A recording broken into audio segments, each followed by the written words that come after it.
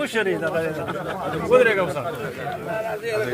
تاسو به یې شروع جوړوي مولانا خبرې کوي به ورستو څخه غواړي نور کوي جرګه په پښتنه معاشره کې ډېر لوی اهمیت لري. هغه مسلې هغه کشالې چې هغه د تانې د لارې د تحصیل د لارې نه حل کیږي دغه جرګې د لارې څو مشران کینی او دغه تنازعې د حل کولو کوشش کوي. زمونږ په علاقو کې مسلې ډېرې زیاتې دي نو الله دې وکړي چې دغه شانې مخلص خلک ملګري راپاڅېږي او هغې په دې قیسو کې مسلې کې لکه ګوتې لګوي ووایي او د مسلې د خیر دپاره ختم کړي. دلته زمونږ په سلارزو کې ډېرې زیاتې غټې دشمنیانې دي ډېرې غټې تربګنیانې دي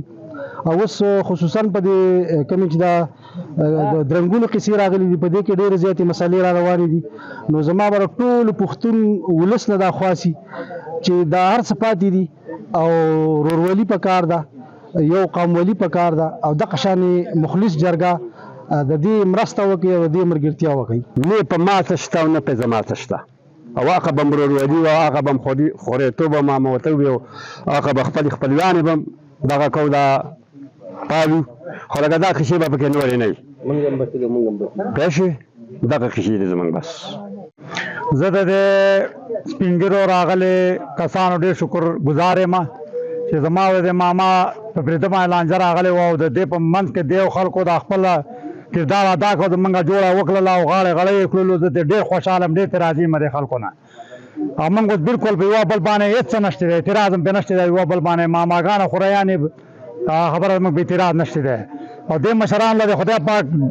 جنت فردوس ورکړي زمونږ دا فیصله یې وکړله. نن په موږ دې حد ته راورسېدلو چې دا مسله نن د دوی په دې ځای باندې جوړه مو شوله او مسله هم ختمه شوله. نن نه پس دوی ورونه دي د دوی هېڅ یو بل باندې څه نشته دی او مسله چې کومه وه دوی ختمه شوله. نو انشاءالله تعالی د دې جرګې د دې ملګرو کوشش او خدای پاک موږ له کامیابي راکړله او خدای پاک داسې وکړله چې هغه خبره خلک ورونه کړله د یو بل سمغاړې واړې کړله ستاسو مخې ته دي.